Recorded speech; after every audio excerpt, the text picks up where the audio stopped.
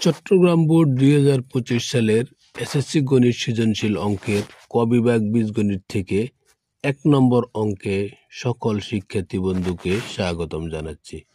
প্রিয় শিক্ষার্থী বন্ধু, আমরা তোমাদের জন্য অঙ্কগুলো প্লেলিস্ট আকারে সাজিয়ে রেখেছি। তোমরা যদি আমাদের অঙ্কগুলো নিয়মিত প্র্যাকটিস করো আমাদের চ্যানেল থেকে, আশা করি তোমরা একটি ভালো ফলাফল অর্জন করতে পারবে। চলে যাচ্ছি অঙ্কের প্রশ্নে, যেখানে আমাদেরকে এখানে একটি ফাংশনের উদ্দীপক দেওয়া হয়েছে এবং একটি সেটের উদ্দীপক দেওয়া হয়েছে। একটি সেটের উদ্দীপক এবং একটি ফাংশনের উদ্দীপক দেওয়া রয়েছে এবং একটি সেট দেওয়া রয়েছে। অর্থাৎ আমাদেরকে এগুলোর আলোকে আমরা এখানে ক, খ, গ এই 3টি প্রশ্নের সমাধান করব। তো চলে যাচ্ছি আমাদের প্রথম অংশে, যেখানে ক এর মধ্যে বলা হচ্ছে ফাংশন অফ -3 এর মান নির্ণয় করো। এখানে যেহেতু ফাংশনের ইঙ্গিত রয়েছে, সো আমরা এখানে উদ্দীপকের মধ্যে থেকে যেটা ফাংশন রয়েছে সেটার মানটা নিয়ে আসব। সেই জন্য আমরা এখানে দেওয়া আছে দিয়ে এই যে আমাদের মানটা দেওয়া রয়েছে ফাংশনের, function of x equal 3x - 4 ভাগ 5x - 8 একটি ফাংশন, যেটা এটা আমরা নিয়ে আসবো দেওয়া আছে দিয়ে।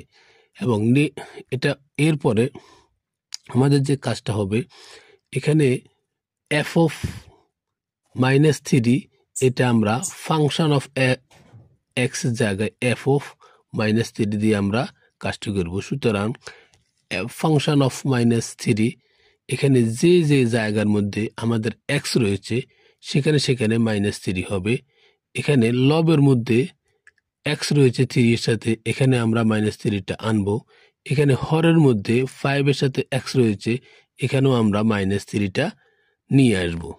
এবং নিয়ে আসার পরে এর পরের লাইনে খেয়াল করো, এই 3 এবং এই 3 গুণ হবে, 3 3 9 হবে এবং এখানে মাইনাসটা মাইনাস থাকবে যথারীতি, এবং 4 এর আগে মাইনাসটা মাইনাসই আছে।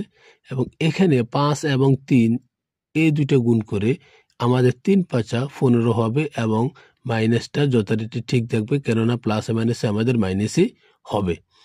সো এরপরে রয়েছে আমাদের -8, -8টা আমাদের ঠিক আছে। এখন এই জায়গাতে আমরা লবের মধ্যে যদি আমরা একটু খেয়াল করি যে এখানে আমাদের কত রয়েছে, এখানে আমাদের রয়েছে -9 - 4। তো আমরা যদি খেয়াল করি আমাদের এখানে দুটো মাইনাস রয়েছে, একটু অর্থাৎ এখানে আমাদের কি হবে, মাইনাসে মাইনাসে প্লাস হবে। তবে আমাদের এখানে মনে রাখতে হবে যে আমাদের এখানে চিহ্নটা প্লাস হবে না,